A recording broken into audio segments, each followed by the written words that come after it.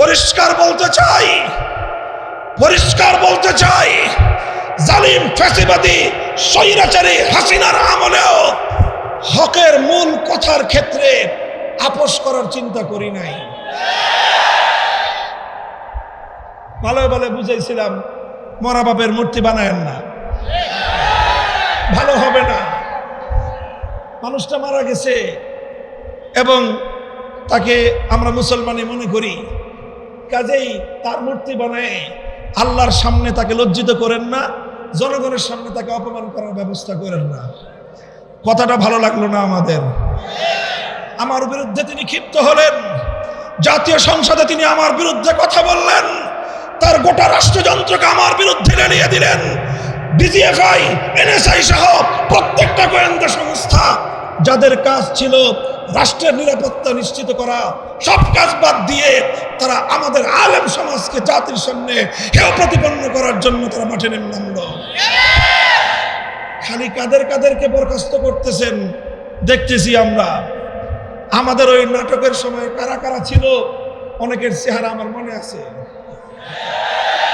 কারা কারা আদালতে আমাকে উঠানোর সময় আমার আইনজীবীকে পর্যন্ত হুমকি দিয়ে আদালতের কাঠগড়ায় আসতে দেন নাই, চেহারাগুলো আমার মনে আছে।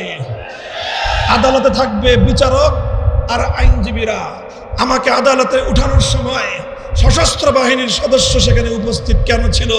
প্রশ্নটা আজকে করলাম না, প্রয়োজন হলে ভবিষ্যতে করব। মনে রাখবেন আলেম সমাজকে জাতির কাছ থেকে বিচ্ছিন্ন আপনারা করতে পারবেন না। কারণ ওলামায়ে কেরাম আল্লাহর জন্য কাজ করেন, আল্লাহর দ্বীনের জন্য কাজ করেন, হকের ঝান্ডা সমুন্নত করার জন্য কাজ করেন। জীবনের পরোয়া করার সময় নাই। বলে দিই, আবারও বলছি, হিন্দু ধর্মাবলম্বীরা তারা তাদের মন্দিরে মূর্তি কয়টা বানাবে সেটা নিয়ে আমাদের মাথা ব্যথা নাই।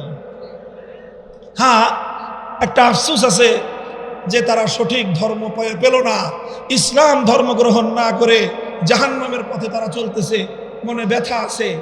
কিন্তু তাদের মূর্তি নিয়ে আমাদের মাথা ব্যথা নেই। কিন্তু মুসলমানদের কোন জাতীয় স্থাপনায় রাষ্ট্রীয় সম্পদ ব্যয় করে মূর্তি বানাবেন, আমরা মুখে আঙ্গুল দিয়ে চুষবো।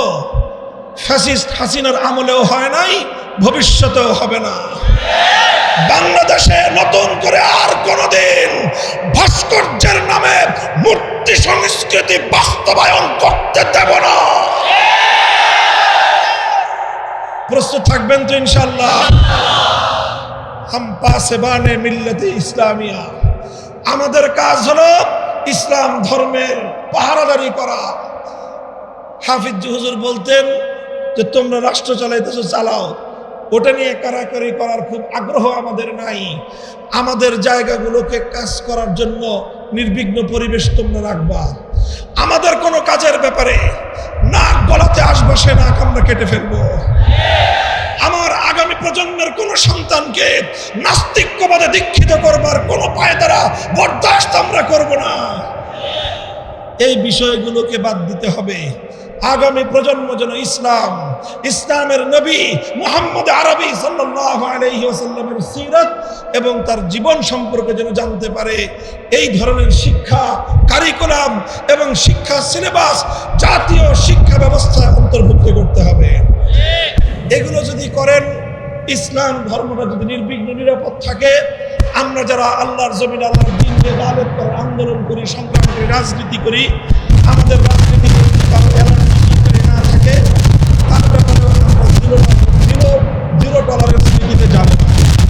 কিন্তু যে আমার জমিনে ইসলামের নামে আল্লাহর জমিনে আল্লাহর দ্বীনকে বিজয়ী করবার রাজনীতির উপর আঙ্গুল তুলতে চাবে, সে আঙ্গুল আমরা ভেঙে ফেলবো। কথা পরিষ্কার? এটাই সিরাতুন নবী, এটাই সিরাতুন নবী।